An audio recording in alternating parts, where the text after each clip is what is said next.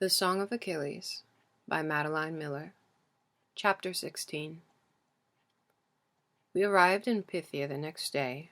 The sun was just over the meridian, and Achilles and I stood looking at the rail. "Do you see that?" "What?" As always, his eyes were sharper than mine. "The shore. It looks strange." As we drew closer, we saw why.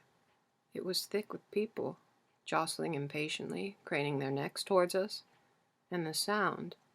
At first it seemed to come from the waves, or the ship as it cut through them, a rushing roar, but it grew louder with each stroke of our oars until we understood that it was voices, then words. Over and over it came.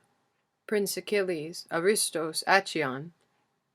As our ship touched the beach, hundreds of hands threw themselves into the air, and hundreds of throats opened in a cheer. All other noises, the wood of the gangplank banging down on the rock, the sailors' commands, were lost to it. We stared in shock. It was that moment, perhaps, that our lives changed.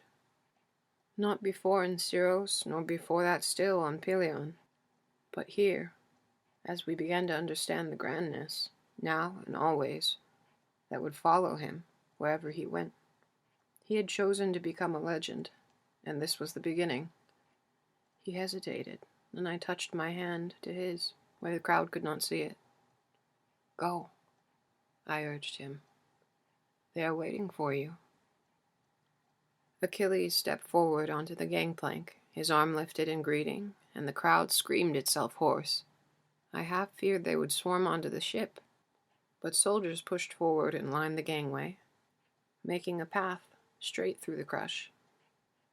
Achilles turned back to me, said something. I could not hear it, but I understood. "Come with me." I nodded, and we began to walk. On either side of us the crowd surged against the soldiers' barrier. At the aisle's end was Peleus, waiting for us. His face was wet, and he made no attempt to wipe aside the tears. He drew Achilles to him, held him long before he let him go. "Our prince has returned." His voice was deeper than I remembered, resonant and carrying far over the noise of the crowd. They quieted to hear the words of their king. "Before you all, I offer welcome to my most beloved son, sole heir to my kingdom. He will lead you to Troy in glory. He will return home in triumph." Even there, beneath the bright sun, I felt my skin go cold. He will not come home at all. But Peleus did not know this yet. "He is a man grown and God-born. Aristos Achion." There was no time to think of it now. The soldiers were beating on their shields with their spears, the women screamed, the men howled. I caught sight of Achilles' face. The look on it was stunned, but not displeased. He was standing differently, I noticed. Shoulders back and legs braced. He looked older somehow, taller even. He leaned over to say something in his father's ear, but I could not hear what he said. A chariot was waiting. We stepped into it and watched the crowd stream behind us up the beach. Inside the palace, attendants and servants buzzed around us.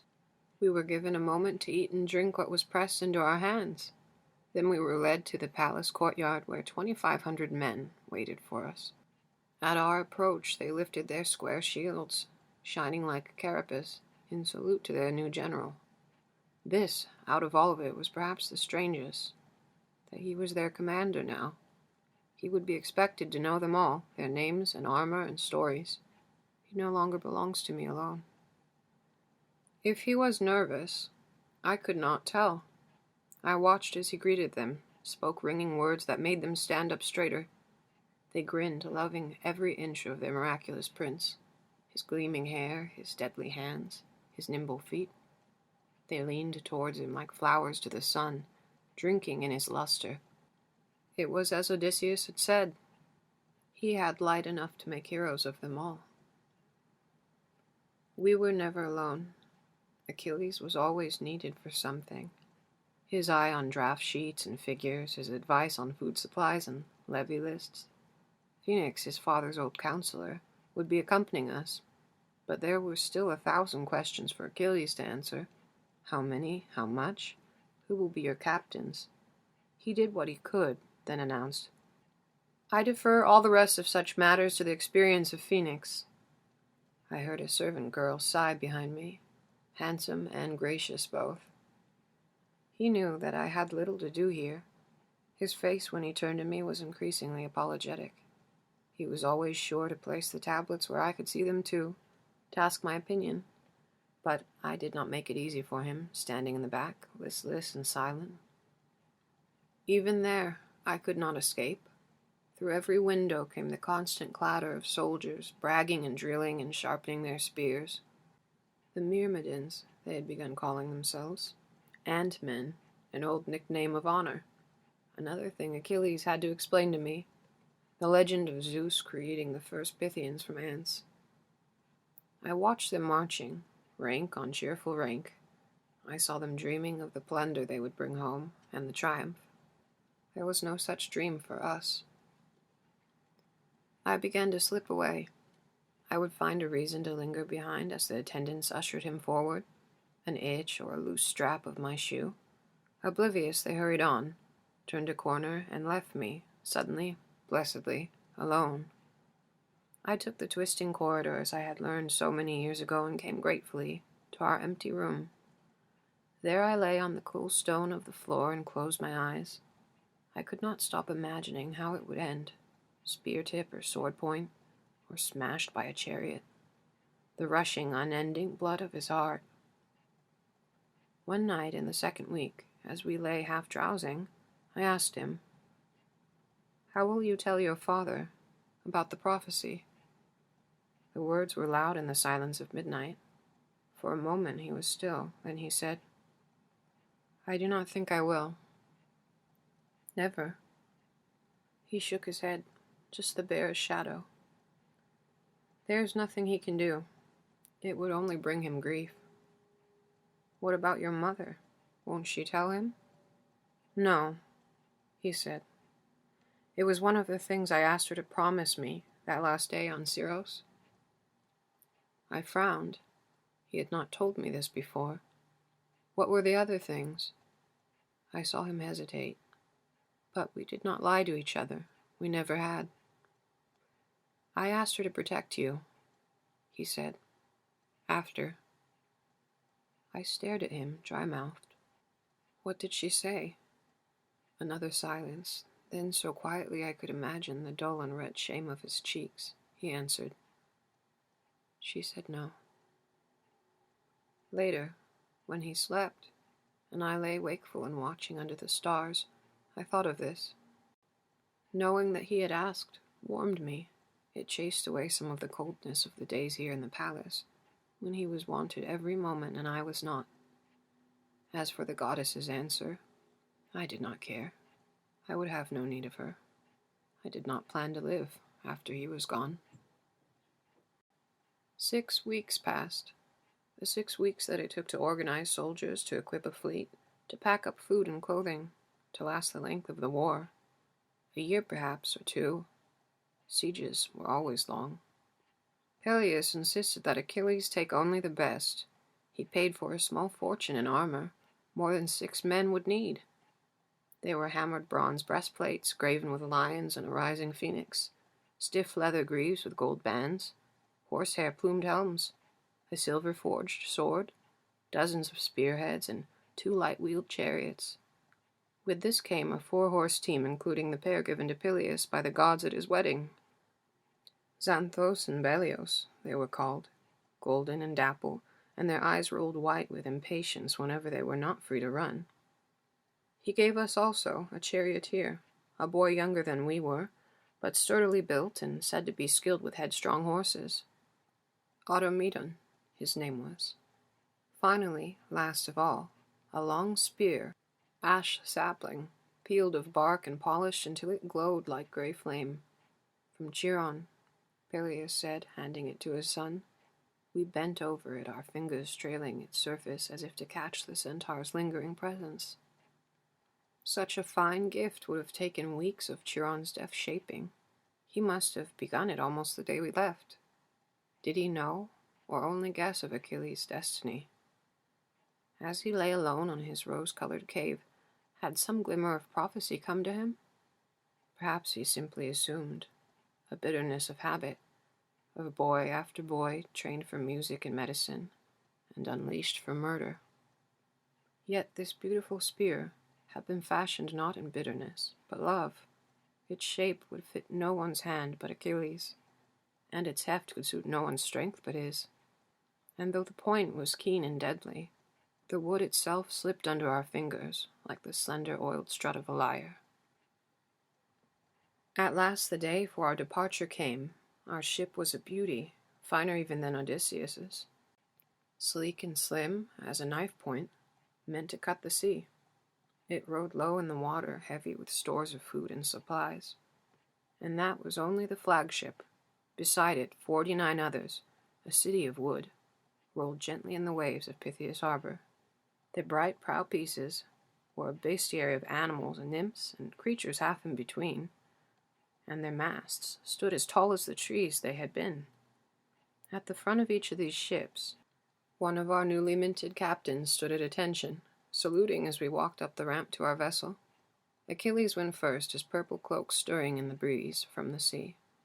Then Phoenix, and me with a new cloak of my own, holding the old man's arm to steady his steps. The people cheered for us and for our soldiers, filling onto their own ships. All around us, final promises were shouted, of glory, of the gold that would be stripped and brought home from Priam's rich city. Peleus stood at the shore's edge, one hand raised in farewell. True to his word, Achilles had not told him of the prophecy, merely hugged him tightly, as if to soak the old man into his skin. I had embraced him too, those thin, wiry limbs. I thought, this is what Achilles will feel like when he is old. And then I remembered, he will never be old. The ship's boards were still sticky with new resin. We leaned over the railing to wave our last farewell, and the sun-warm wood pressed against our bellies. The sailors heaved up the anchor, square and chalky with barnacles, and loosened the sail. Then they took their seats at the oars that fringed the boat like eyelashes, waiting for the count. The drums began to beat, and the oars lifted and fell, taking us to Troy. Chapter 17. But first, to Aulis. Aulis, a jutting finger of land, with enough shoreline to beach all of our ships at once. Agamemnon had wanted his mighty force assembled in a single place before it sailed. A symbol, perhaps. The visual power of Greece offended. After 5 days churning through the rough waters of the Euboean coast, we came around the last hitch of the winding strait. And Aulis was there. It appeared all at once as if a veil had been yanked off of us, shoreline thick with vessels in every size and color and shape, its beach covered in a shifting carpet of thousands upon thousands of men. Beyond them the canvas tops of tents stretched out to the horizon, bright pennants marking the king's pavilions. Our men strove at their oars, guiding us towards the last empty place on the crowded shore, big enough for our whole fleet. Anchors dropped from 50 sterns. Horns blew. The Myrmidons from the other ships were already awaiting ashore. They stood now at the water's edge, surrounding us, white tunics billowing. At a signal we could not see, they began to chant their prince's name, 2,500 men speaking as one. Achilles, Achilles. All along the shore, heads turned, Spartans, Argives, Mycenaeans, and all the rest. The news was rippling through them, passing one to another. Achilles is here. As the sailors lowered the gangway, we watched them gather, kings and conscripts both. I could not see the princely faces from the distance, but I recognized the pennants that their squires carried before them, the yellow banner of Odysseus, the blue of Diomedes, and then the brightest, the biggest, a lion on purple, the symbol of Agamemnon and Mycenae. Achilles looked to me, drew in a breath. The screaming crowd at Phthia was nothing compared to this, but he was ready. I saw it in the way he lifted his chest, in the fierce green of his eyes. He walked to the gangway and stood at its top. The Myrmidons kept up their shouts, and they were not alone now. Others in the crowd had joined them. A A broad-chested Myrmidon captain cupped his hands round his mouth. "Prince Achilles, son of King Peleus and the goddess Thetis, Aristos Achaeon." As if in answer, the air changed. Bright sunlight broke and poured over Achilles, went rolling down his hair and back and skin, turning him to gold. He seemed suddenly larger, and his tunic, wrinkled from travel, straightened until it shone white and clean as a sail. His hair caught the light like buoyant flame. Gasps amongst the men. New cheers burst forth. Thetis, I thought. It could be no one else. She was pulling his divinity forth, mantling it like cream on every inch of his skin, helping her son make the most of his dearly bought fame. I could see the tug of a smile at the corner of his mouth. He was enjoying it, licking the crowd's worship off of his lips. He did not know, he told me later, what was happening, but he did not question it. It did not seem strange to him. A pathway had been left open for him, straight through the crowd's heart to where the kings gathered. Each arriving prince was to present himself before his peers and new commander. Now it was Achilles' turn. He strode down the plank and past the jostling ranks of men, stopping perhaps 10 feet from the kings. I was a few paces further behind. Agamemnon was waiting for us. His nose was curved and sharp like an eagle's beak, and his eyes glittered with greedy intelligence. He was solid and broad across his chest, firmly planted in his feet. He looked seasoned but also worn, older than the 40 years we knew him to be. At his right side, a place of honor, stood Odysseus and Diomedes. On his left was his brother, Menelaus, king of Sparta, cause of war. The vivid red hair that I remembered from Tyndareus' hall was touched now with threading gray. Like his brother, he was tall and square, his shoulders strong as a yoke ox. His family's dark eyes and curving nose seemed softer on him, more temperate. His face was smile-lined and handsome, where his brother's was not. The only other king that I could identify with any surety was Nestor, the old man, chin barely covered by a sparse white beard, eyes sharp in his age-whittled face. He was the oldest man living, it was rumored, the canny survivor of 1,000 scandals and battles and coups. He ruled the sandy strip of Pylos, whose throne he still clutched stubbornly, disappointing dozens of sons. Sons who grew old and then older, even as he bred new ones from his famed and well-worn loins. It was 2 of these sons who held his arms steady now, shouldering other kings aside for a place at the front. As he watched us, his mouth hung open, breath puffing his threadbare beard with excitement. He loved a commotion. Agamemnon stepped forward. He opened his hands in a gesture of welcome and stood regally expectant, waiting for the bows, obeisance, and oaths of loyalty he was owed. It was Achilles' place to kneel and offer them. He did not kneel. He did not call out a greeting to the great king, or incline his head, or offer a gift. He did nothing but stand straight, chin proudly lifted before them all. Agamemnon's jaw tightened. He looked silly like that, with his arms out, and he knew it. My gaze caught on Odysseus and Diomedes. Their eyes were sending sharp messages. Around us the uneasy silence spread. Men exchanged glances. My hands clutched each other behind my back, and as I watched Achilles in the game he played, his face seemed cut from stone, and he stared as warning at the king of Mycenae. You do not command me. The silence went on and on, painful and breathless, like a singer overreaching to finish a phrase. Then, just as Odysseus moved forward to intervene, Achilles spoke. I am Achilles, son of Peleus, god-born, best of the Greeks, he said. I have come to bring you victory. A second of startled silence, then the men roared their approval. Pride became us. Heroes were never modest. Agamemnon's eyes went flat, and then Odysseus was there, his hand on Achilles' shoulder, wrinkling the fabric as his voice smoothed the air. Agamemnon, lord of men, we have brought the prince Achilles to pledge his allegiance to you. His look warned Achilles, it is not too late. But Achilles simply smiled and stepped forward so that Odysseus' hand fell from him. I come freely to offer my aid to your cause, he said loudly. Then turning to the crowd around him, I am honored to fight with so many noble warriors of our kingdoms. Another cheer, loud and long, taking what felt like minutes to die.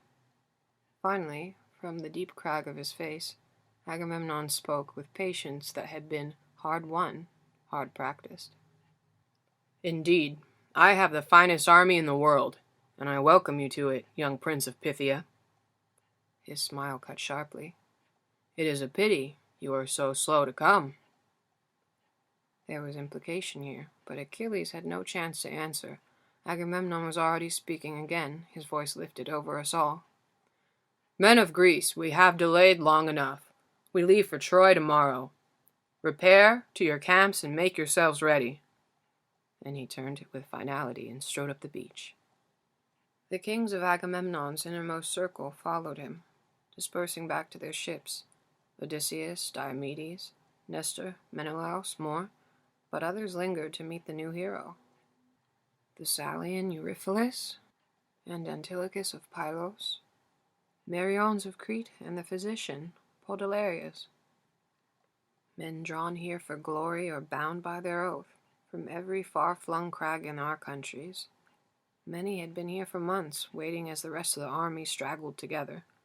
After such tedium, they said, looking slyly at Achilles, they welcomed any harmless entertainment, particularly at the expense of— Prince Achilles, interrupted Phoenix.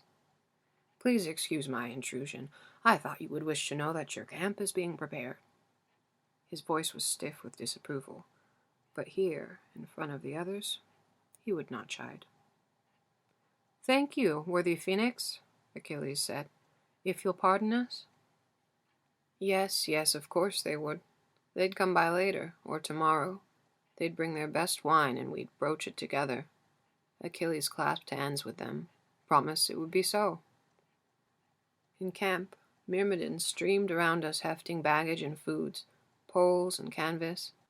A man in livery approached and bowed, one of Menelaus's heralds. His king could not come in person, he regretted, but he had sent the herald here in his place to welcome us. Achilles and I exchanged a glance. This was clever diplomacy. We had not made a friend in his brother, so Menelaus did not come himself, yet some welcome was due to the best of the Greeks. A man who plays both sides of the fence, I whispered to Achilles. A man who can't afford to offend me if he wants his wife returned, he whispered back. Would we accept a tour? The herald asked. Yes, we said, in our best princely manner. We would. The main encampment was a dizzying chaos, a bedlam of motion, the constant fluttering of pennants, laundry on lines, tent walls, the hurrying bodies of thousands and thousands of men. Beyond this was the river, with its old watermark from where the armies had first arrived, a foot higher on the bank. Then the marketplace center, the agora, with its altar and makeshift podium. Last, the latrines, long open ditches, busy with men. Wherever we went, we were observed. I watched Achilles closely, waiting to see if Thetis would again make his hair brighter or his muscles bigger. If she did, I did not notice. All the grace I saw then was his own, simple, unadorned, glorious. He waved to the men who stared at him. He smiled and greeted them as he passed. I heard the words, whispered from behind beards and broken teeth and calloused hands, Aristos Achion. Was he as Odysseus and Diomedes had promised? Did they believe those slender limbs could hold against an army of Trojans? Could a boy of 16 really be our greatest warrior? And everywhere, as I watched the questions, I saw also the answers. Yes, they nodded to each other. Yes, yes.